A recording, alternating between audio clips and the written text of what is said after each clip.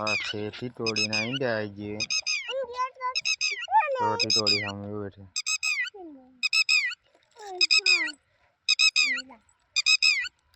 ત્યાં છોકરા જોવા આવ્યા છે જો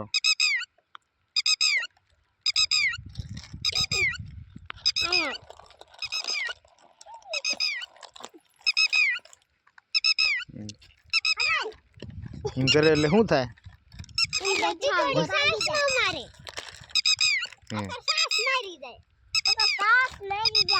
નો મારે